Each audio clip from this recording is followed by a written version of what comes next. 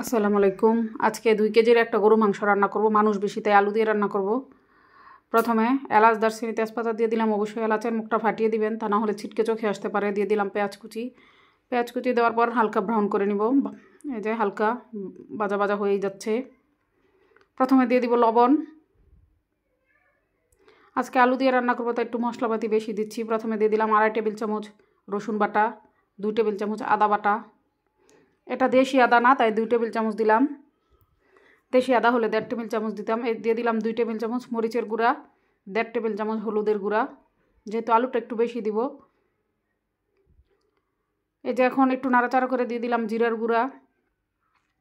এখন খুব ভালো করে যাতে পুড়ে না যায়, এখন দিয়ে দিব কষানোর জন্য পানি। এই যে দিয়ে দিলাম। এখন একটু নাড়াচাড়া করতে করতেই তেল বের হওয়ার আগ পর্যন্ত অপেক্ষা করব।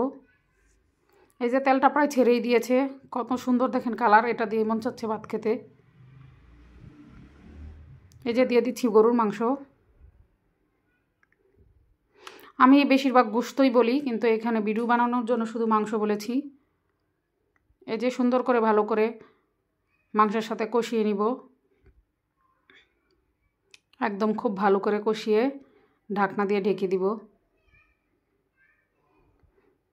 এই যে দেখেন ঢাকনা নিচে দেখা যাচ্ছে খুলে, এই যে প্রায় পানি ছেড়েই দিয়েছে।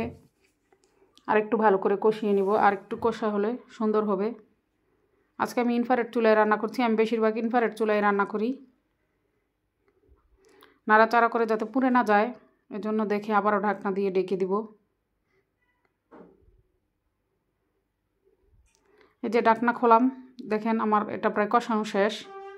তেলও ছেড়ে দিয়েছে, খুব সুন্দরভাবে কষিয়ে যাচ্ছে। এখন এর মধ্যে দিয়ে দিব গরম পানি।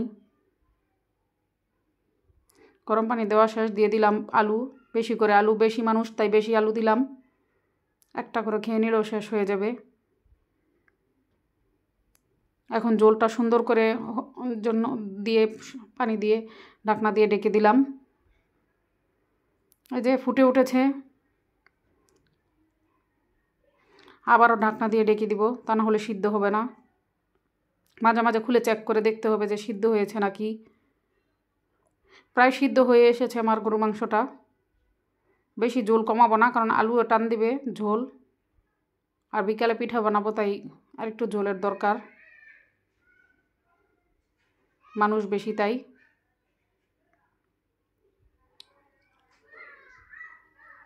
এই যে প্রায় হয়ে এসেছে, এখন দিয়ে দিব জিরার গুঁড়া।